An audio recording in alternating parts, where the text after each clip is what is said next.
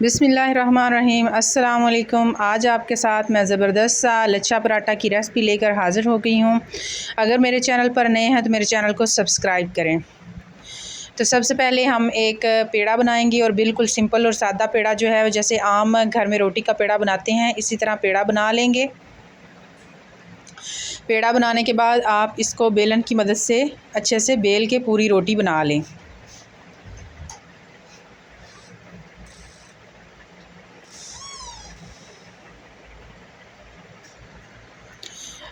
रोटी बनाने के बाद हम इस पर सारा घी लगा लेंगे। पूरी रोटी के ऊपर अच्छे से घी जो है वो लगा लेंगे।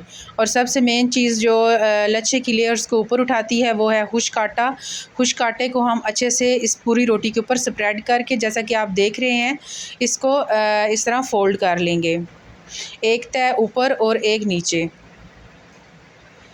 इसको अच्छे से फ़ोल्ड करने के बाद अब इसको इकट्ठा करके पेड़े की शक्ल दे लेंगे। फ़ोल्ड करने के बाद ये कुछ इस शक्ल में आ जाएगा।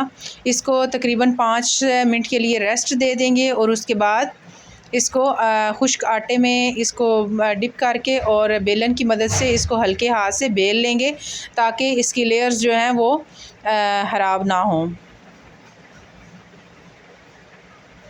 तवे पर घी डालेंगे और पराठा जो है वो तवे पे डाल देंगे। पराठे को तवे पे डालने के बाद जब वो थोड़ा सा कलर चेंज करने लगे तो इसके ऊपर घी लगा लेंगे और घी लगाने के बाद इसकी साइड चेंज कर देंगे। साइड चेंज करने के बाद एक बार जब उसका थोड़ा सा कलर चेंज हो जाए तो उसकी दोबारा से साइड सीधी कर देंगे और उस पर घी जो है वो अच्छे से किनारों पर भी और दरमियान में अच्छे से इसको लगा देंगे। घी लगाने के बाद इसकी साइड फिर से चेंज कर देंगे और बिल्कुल नॉर्मल आंच पर इसको हल्के हाथ से इसको पकाना शुरू कर देंगे यहाँ तक कि पराठे का कलर जो है वो बिल्कुल गोल्डन सा हो जाए और किनारों से भी और दरमियान में से अच्छे से पक जाए। ये देखिए किनारों से और साइडों से सारा पराठा बहुत अच्छे से पक गया है और दूसरी साइड से इसको पका के हम इसको एक डिश में सर्विंग डिश में इसको निकाल लेंगे। इसके बाद इसके ऊपर चाहे तो देसी घी लगा लें चाहे तो मक्खन लगा लें। तो मक्खन इस पराठे पे अच्छे से लगा के इसको लस्सी के साथ, अचार के साथ और रात के बचे हुए सालन के साथ हम इसको खा सकते हैं।